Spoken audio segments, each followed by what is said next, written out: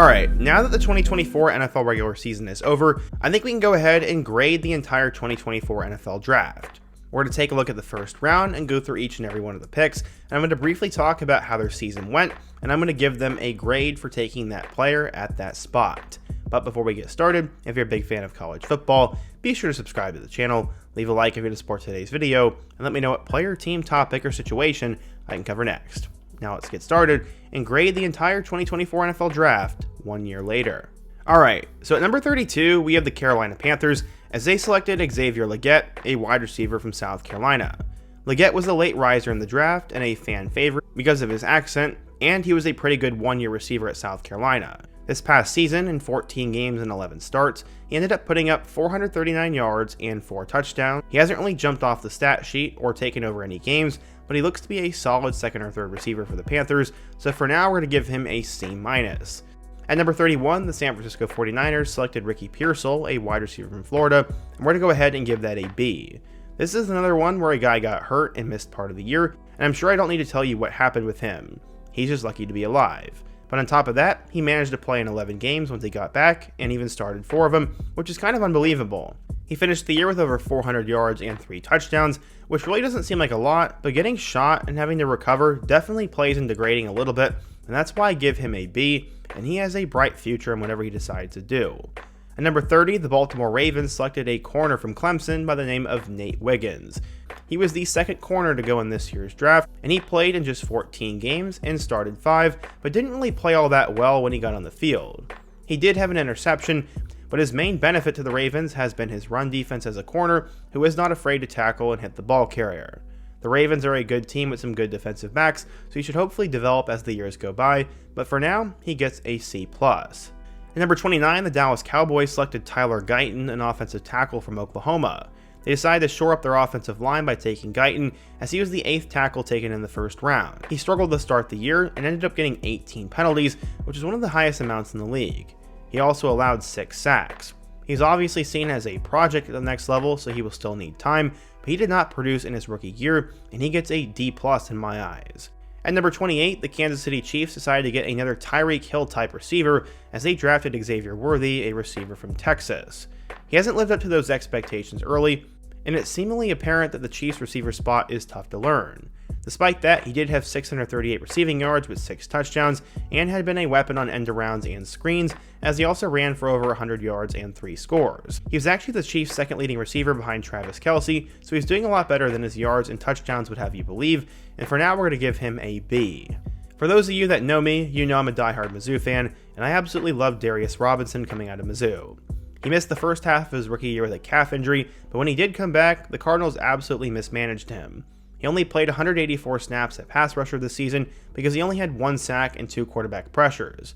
He'll put up better stats as they end up playing him more, but they just didn't really play him all that much this year, and I'm not necessarily sure why, so I'm going to give him a B-. At number 26, we have Tampa Bay's selection, and Graham Barton, a center from Duke. Center in the NFL is a hard position to keep, but Barton was named Tampa's starting center at the beginning of the year, and he kept it. He only allowed 1 sack at the position, but was responsible for 13 penalties throughout the year, but despite that, he's part of an offensive line that let its running backs rush for over 2,500 yards, and he has a lot to improve, and center is tough to learn, but he's proven he's good enough at it to probably develop, so I also give him a B-. At number 25, we have another offensive tackle in Jordan Morgan. The Packers decided to take him, but he sat out for part of the season as he got hurt midway through November and was placed on IR. He didn't allow a sack during his time playing, but he was also moved from tackle to guard before the season started, which is interesting. He allowed 7 quarterback pressures and 3 hits before the injury, and was a slightly below average guard at the NFL level, giving him a C. At number 24, Detroit ended up taking Terrion Arnold, a corner out of Bama. He was a pivotal piece in a Lions defense that could go all the way to the Super Bowl, but despite that, he hasn't exactly broken out as a member of the Lions anywhere other than his Instagram stories.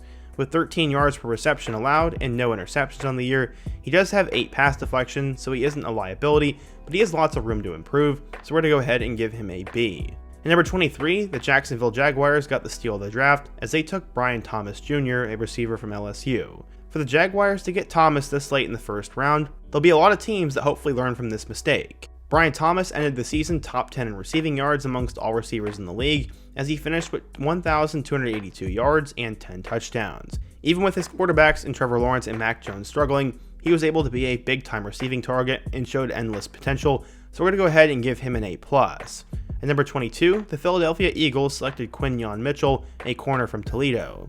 Mitchell was drafted by the Eagles for his speed, and in 16 games he provided it.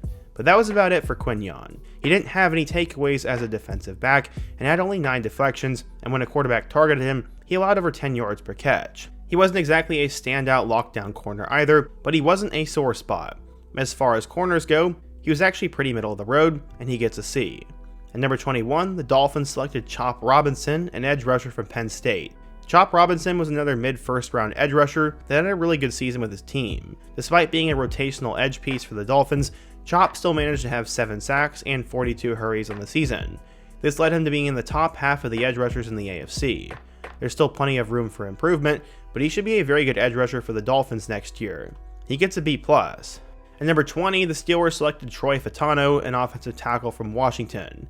After getting injured in the preseason, it looked like Fautanu was going to be a pretty good player after logging 55 snaps in the Steelers' Week 1 game. But an injury the next week had him put on IR, and he wouldn't play another down for the Steelers in 2024. It's really hard to grade a player that played in one game, so I'm probably not going to give him a grade here. At number 19, the Los Angeles Rams selected Jared Verse, another edge rusher from Florida State. Jared Verse had an up-and-down rookie year, being named the Defensive Rookie of the Month in September, but fizzling out a bit towards the end of the season. He finished the year with 6 sacks, 41 tackles, and 2 forced fumbles, and was actually second in the league with quarterback hurries with 56, and 4th in total pressures with 77. While he didn't necessarily blow up the stat sheet, he was a menace on the defensive line, and forced quarterbacks into making a lot of mistakes. For that, Verse gets an A. The Bengals were another team that selected an offensive tackle, as they took Amarius Mims at number 18. Mims was supposed to help seal off an offensive wall for Joe Burrow in Cincinnati on the other side of Orlando Brown, and well, even though Burrow led the league in passing yards and Jamar Chase led the league in receiving yards, they missed the playoffs. That wasn't all Mims' fault though, since he only ended up allowing 4 sacks on the year. He did struggle in certain situations though, and allowed 33 quarterback pressures, which ranked him 117th in the league. Because of that, he gets a C-. At number 17, the Minnesota Vikings got a huge steal in Dallas Turner. He was an edge rusher from Bama, and many thought he'd be the steal of the draft, but it didn't all go according to plan. As a rotational pass rusher for the Vikings, Dallas was 5th on the team with 3 sacks, and even while he wasn't on the field for every down, he also had an interception. But he ended up being overshadowed by Andrew Van Ginkel and Jonathan Grenard, and could have performed a lot better with his snaps. Because of that, Turner gets a C. We now get to the top half, and the Seattle Seahawks ended up selecting Byron Murphy, a defensive tackle from Texas. He was a run-stopping nose tackle at the next level, which is exactly why the Seahawks picked him. He logged just 36 total tackles and half a sack this year, but you can't exactly tell how productive a defensive tackle is just from looking at his stats. His ability to plug the front helped edge rushers like Leonard Williams, and the Seahawks as a whole have 45 sacks. We don't really know how good Byron was. Because of this, I'm going to give him a B-. At number 15, the Colts drafted one of the most inspiring players in the draft in Laiatu Latu, an edge rusher from UCLA. They took him, hoping he'd turn into an athletic freak along the edge, and despite some injury worries near the end of the season, Laiatu did play for most of the year, though he only played for about half of the defensive snaps. He finished the year with just 16 solo tackles and 4 sacks, but he also forced 3 fumbles. He's been great when he plays, but it's weird that the Colts didn't play him more. He gets a B- in my eyes. At number 14, the Saints took Talise Fuaga, an offensive tackle from Oregon State. They finished the year with a 5-12 record and fired their coach after just 9 games. Despite that, Fuaga was exactly what a good tackle should be at the next level. He wasn't part of the problem. He helped an offense that improved in rushing yards and wasn't one of the top teams in terms of sacks allowed. He was one of the few bright spots on a pretty bad Saints offense this year, and he gets a B+. At number 13, the Las Vegas Raiders selected Brock Bowers, a tight end from Georgia. The Raiders took Bowers in hopes that he would spark the offense. Well, after firing head coach Antonio Pierce after a 4-13 season, none of that was necessarily Brock's fault, but even with quarterback play that wasn't the best, he still managed to put up nearly 1,200 yards and 5 touchdowns in all 17 games played for the Raiders. He set an NFL record for receptions for rookies of any position, and while he's in the Raiders offense, he led them in receptions, yards, and touchdowns. That deserves an A+. At number 12, the Denver Broncos selected Bo Nix, a quarterback out of Oregon. Bo Nix has actually surprised me this year and has been really dang good. He helped the Broncos to their first playoff appearance since 2015 by throwing for 3,775 yards, 29 touchdowns, and 12 interceptions. Sadly though, he had 12 interceptions that were all pretty critical and doesn't seem to play that well under pressure at the moment.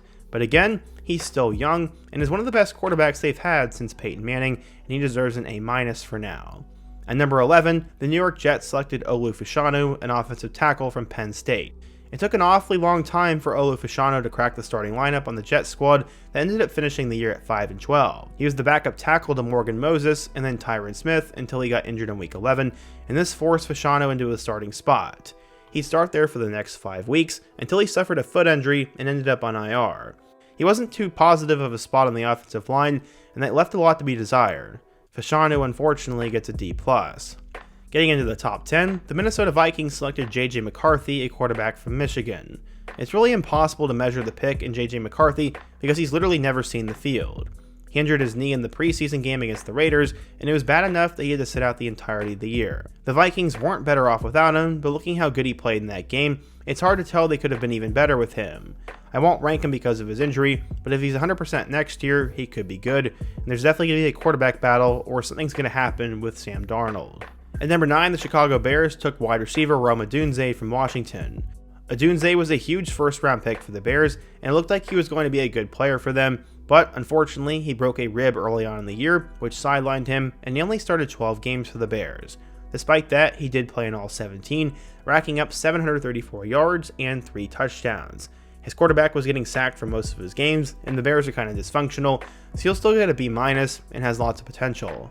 At number 8, the Atlanta Falcons took one of the riskiest picks of the draft, taking Michael Penix Jr., a quarterback from Washington. This was one of the weirder picks of the draft last year, especially after getting Kirk Cousins signed to a huge deal. But late in the season, Kirk got benched, and the Falcons brought in Penix to start. What ended up happening? Well, he went 1-2 as a starter, throwing for 775 yards with 3 touchdowns and 3 picks. He didn't really play like a first-round quarterback, but you also can't say the offense was really suited for him. Honestly, he didn't look any better than Kirk did, and the jury is still out, but early on I'm going to give him a C-. At number 7, the Tennessee Titans selected J.C. Latham, an offensive tackle from Bama.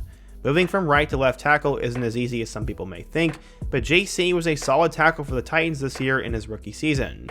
He started every single game and played every snap for the entire year, and was part of an offensive line that saw the quarterback get sacked 52 times and a running game that had 4.1 yards per rush.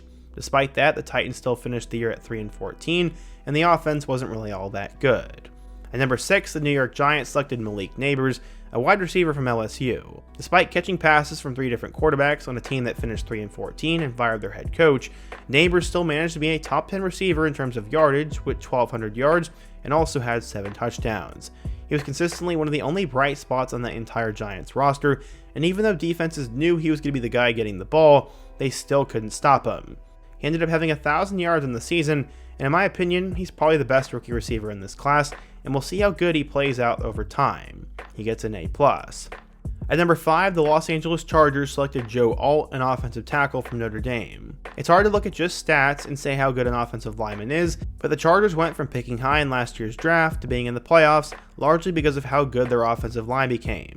But they've done that through a lot of the season without Joe Alt, who got hurt in week 3 and missed a huge chunk of the season. But when he's played, he's been considered one of the better tackles in the league according to Pro Football Focus, and statistically, he deserves an A. At number 4, the Arizona Cardinals selected Marvin Harrison Jr. from Ohio State. Marvin Harrison Jr. was far and away considered the best receiver in this class, but he might be receiver 2 or 3 when it's all said and done. He's only had 885 yards with 8 touchdowns, which is second on his team behind Trey McBride. With a better quarterback than Malik Nabers and Brian Thomas, he put up less yards than both of them. Part of that could be coaching, but in my opinion, he gets a B+. So to round out the 2024 draft, we have 3 quarterbacks. At number 3, the New England Patriots selected Drake May, a quarterback from North Carolina. He's another quarterback who entered a bad situation in New England, and it's hard to really tell how good he's been because of it. He's played injured a lot too, but you can honestly make the argument that Joe Milton has looked better when he's played than Drake has. In 12 starts, he led the Pats to a 3-9 record with 2,300 yards, 15 touchdowns, and 10 picks. He hasn't really had a good shot yet, but he also hasn't looked very good when he's been playing. In my opinion, he gets a C. At number 2, we have Washington Commanders, as they selected Jayden Daniels, a quarterback from LSU. Jayden Daniels has looked like the best quarterback out of this year's draft class, having the Commanders to the playoffs in his first year, and even winning a game, by throwing for 3,600 yards with 25 touchdowns and 9 picks, as well as running for another 906 on the ground. Considering the Commanders went 4-13 last year and they're sort of cursed, adding Daniels in Cliff Kingsbury offense has done wonders for them, and he should be one of the better quarterbacks in the NFC before long. Daniels gets an A+. At number 1, the Bears took Caleb Williams, a quarterback from USC. Despite being the number 1 pick and being paired with Rome Odunze, the Bears didn't really do a lot with Caleb this season. His offensive line has allowed 68 total sacks, which is roughly 4 sacks per game, and even with him throwing for over 3,500 yards, 20 touchdowns, and 6 picks, there still is a lot to be desired with him, it seems. He has the weapons in the receiving game and a good running back behind him in DeAndre Swift, but the coaching was bad and the offensive line play was worse, and he'll get better with a good coach and over time, but for now, we're to go ahead and give him a B. So yeah, today I went through the 2024 NFL Draft first round, and we talked about each pick, how they did, and I gave them a grade. It's pretty self-explanatory, but let me know your thoughts down below. Who was the best and who was the most disappointing rookie this year? Should I do this for other draft classes or other rounds? And what other topics should I cover next? Be sure to let me know down below, leave a like if you support today's video, subscribe if you're new, and check out all my videos on the end screen. Hope to see you guys again soon, and until next time, peace.